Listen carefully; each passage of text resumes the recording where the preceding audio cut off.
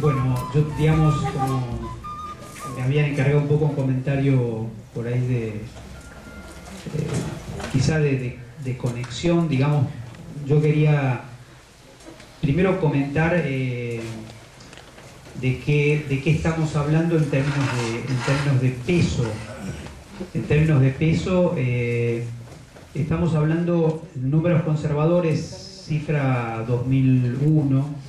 todavía falta, digamos, el procesamiento, que por lo menos que yo sepa, de esta dimensión del censo 2010. Estamos hablando casi, digamos, de 650.000 personas que se reconocen pueblos originarios. Mi hipótesis en realidad es que es muy probable que este número suba bastante. En el censo 2010, no tanto porque los pueblos originarios han aumentado su natalidad, sino porque para ser pueblo originario en realidad el censo pide el autorreconocimiento como tal. Y lo que es una cosa muy evidente, yo creo que es muy impactante recordar, en la asunción de Evo Morales, digamos, cuando en la ceremonia de Tiwanaku, los pueblos originarios de toda América, digo, no América Latina, sino incluso de Norteamérica, Canadá, le rinden homenaje a Evo Morales como nuestro presidente. Esto significa que ha aumentado significativamente, se ha movido, digamos, sobre todo desde el 92 para acá,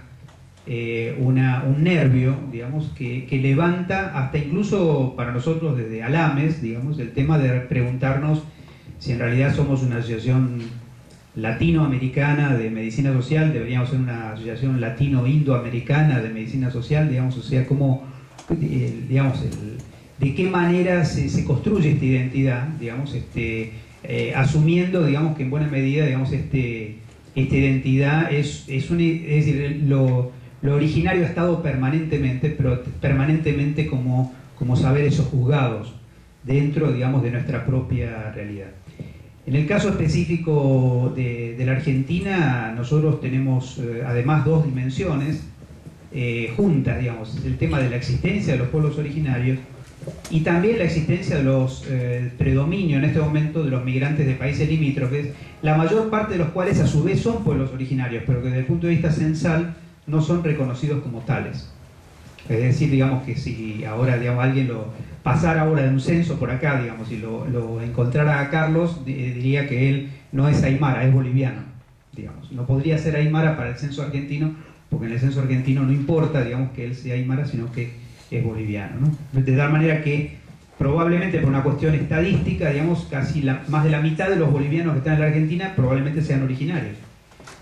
además de ser bolivianos, ¿Qué es lo que pasa, digamos? Nosotros no sabemos, digamos, cuántos machis hay, o cuántos calahuayas, o cuántos yatiris, o cuántos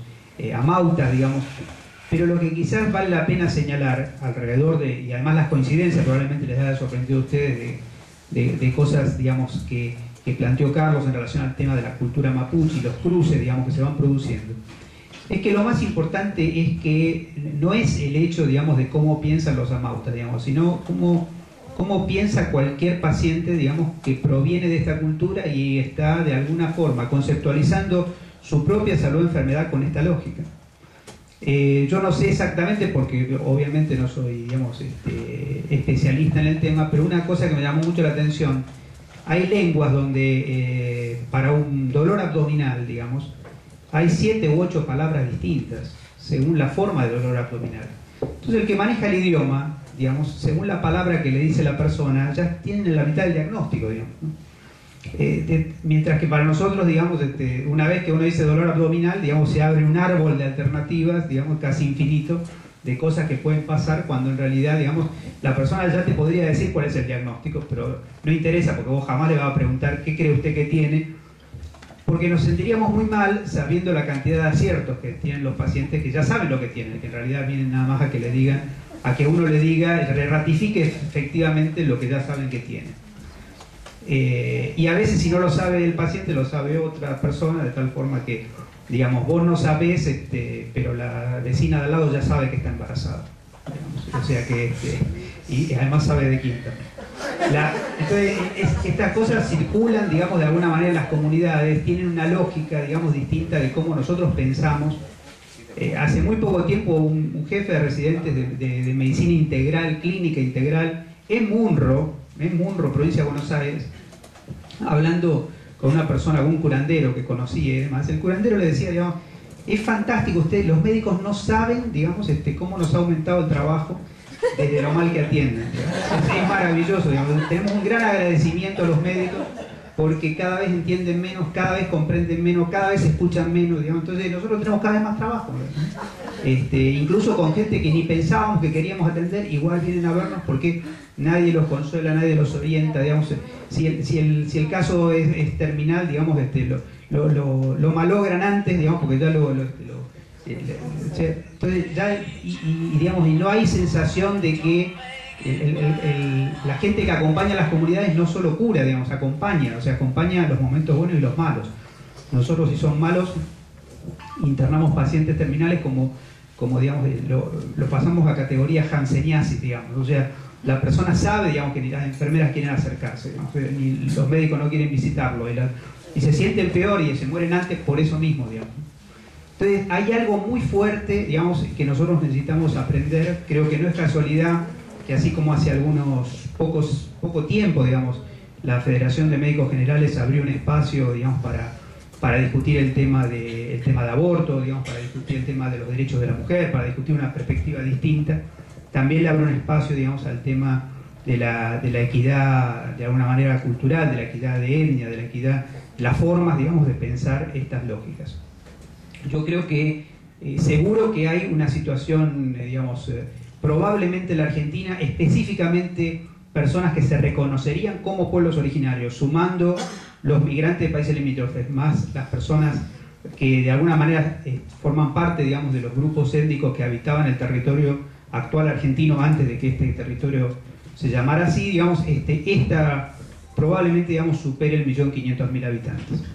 Es decir, que estamos hablando, digamos, de una relación, de una proporción muy significativa. 1,5 millones de habitantes es bastante más que varias provincias, digamos, que tienen menos población que eso, ¿no? La salud de la Argentina no tiene ninguna preparación, digamos, por ahí después le podemos preguntar a Verónica también sus padeceres vinculados al tema de cómo colonizar el propio Ministerio de Salud de la Nación, con conceptos de este tamaño, digamos, en el entendido de que de qué manera se descolonizan las políticas de salud, digamos, no solamente en la Argentina, en casi todos los países. La población, Brasil es un país que no tiene racismo, pero también le preguntaba a los brasileños, tampoco tiene negros, digamos. Y en realidad es el segundo país en población afro de todo el mundo. O sea, después de Nigeria no hay más población afro en todo el mundo que no sea Brasil, digamos. La situación, sin embargo, es tremendamente diferencial para la población afro-brasilera que para la población brasilera que no es descendiente afro, y también los pueblos originarios. Yo he estado en Brasil en el propio sistema de salud. Yo sé que Horacio conoce otras contradicciones del sistema de salud brasilero, pero que las ha vivido, pero digamos, yo viví una muy concreta, o sea que me empezaron a hablar del equipo de salud de la familia. Ellos meten en el equipo de salud de la familia con atractivo económico, o sea, hay gente que está metida ahí, digamos, no tiene ninguna formación, no tiene nada que ver con lo que ustedes están haciendo. Una buena parte de los equipos de salud de la familia, sin ninguna capacitación, consiguen su primer trabajo ahí, van ahí y no ven la hora de salirse de ahí. Y entonces el viceministro de Salud me presenta una graduada reciente que está trabajando en salud de la familia. Se ve que le parecía que era quien tenía que hablar, entonces la chica le empieza a hablar y me empieza a contarle, digamos, entonces me empieza a contar maravillas y demás. Y se le ocurre a él mismo decir, ¿y qué pasa con tus compañeros? Y ahí en ese momento la chica le agarra un sincericidio y dice, bueno, algunos compañeros míos, dice, bueno, hay uno, por ejemplo, que dice, digamos, yo no estudié 6 años de medicina para ir a atender indios, digamos, ¿no? Entonces, digamos, un graduado de una universidad pública, digamos, que pueda enunciar, no estudié 6 años de medicina para ir a estudiar indios, digamos, para ir a atender indios, lo que está diciendo es, empecemos de vuelta, digamos, con la formación y en qué está invirtiendo el pueblo argentino, que está financiando, igual que el pueblo boliviano. ¿Por qué financia universidades públicas, digamos, para formar gente que después va a terminar pensando al revés, digamos, de los intereses populares? Entonces, ese concepto me parece un concepto interesante. Yo también otra cosa que quiero decir es, La Argentina está cambiando algunas cosas. Yo no voy a ponerme, digamos, ni en oficialista ni en oposición, pero sí claramente, digamos, creo que tenemos que tener capacidad de lectura de algunos hechos. Me parece a mí que entramos en un ciclo, a nosotros nos gusta pensar que entramos en un ciclo que llamamos, digamos, de los bicentenarios, ¿no? Los Vicentes, entre nosotros podemos decir los Vicentes, digamos, porque son así familiarmente, pero digamos, de 2010 a 2016, digamos, estamos fundando un siglo nuevo, digamos, para la historia argentina, su tercer siglo de existencia. Ese tercer siglo de existencia tiene que ser con la más profunda autocrítica de la forma como la Argentina, digamos, ha resuelto el problema de los pueblos originarios, digamos, como de hecho Australia y Canadá, digamos, han desarrollado un pedido histórico de perdón público a los pueblos originarios, porque en realidad no solamente ha habido un genocidio físico, muertes, digamos, sino además ha habido un genocidio cultural. O sea, la República Argentina, igual que Canadá, igual que Australia, por ejemplo, ha desarmado familias, o sea, ha separado familias, ha asignado chicos, digamos, ha separado hombres de mujeres, digamos, ha producido el efecto de aculturación tratando de que se rompa la transmisión intercultural, de tal forma que en realidad, digamos, hay mucho más pueblo originario en la República Argentina que lo que se reconoce como pueblo originario, digamos. Pero había un corte justamente para romper esa identidad en un país que no le sobraba población, de tal manera que, digamos, que igual que pasaba con los nietos, digamos, y con los hijos de desaparecidos, digamos, que parece que tenían valor, digamos, valor de apropiación para los otros, también, digamos, ha habido, digamos, los cuerpos, digamos, de las personas originarias, digamos, eran necesarios para la producción argentina. Lo que había que hacer, digamos, era desaculturarlos, es decir, romper la conexión, digamos, con sus propias culturas. Y entonces, digamos, ha habido subastas en el Hotel de los Inmigrantes en la ciudad de Buenos Aires, que ahora lo quieren hacer museo, qué sé yo. En ese lugar se ha subastado chicos, se han subastado mujeres, digamos, mientras los hombres fueron alojados en la isla Martín García. Eso forma parte de nuestra historia argentina, y esto es lo que la historia argentina tiene que poner de frente, digamos, porque no se puede fundar un siglo nuevo sin discutir estas cosas. Por supuesto que en este marco aparecen dos cosas. Una es una ley que ya fue mencionada. Nosotros no tenemos apego a la ley, literalmente hablando, digamos, pero además tampoco las leemos, de tal manera que eso facilita que no tengamos apego a la ley, porque tampoco sabemos que la estamos incumpliendo, lo cual facilita mucho nuestra vida, pero, digamos, mal que mal, hay que darle una leidita, digamos, porque nos obliga, hay cosas a las que estamos obligados, digamos. Y voy a mencionar que justamente la ley, digamos, de pueblos originarios, que fue una ley de la recuperación de la democracia, digamos, dice, por ejemplo,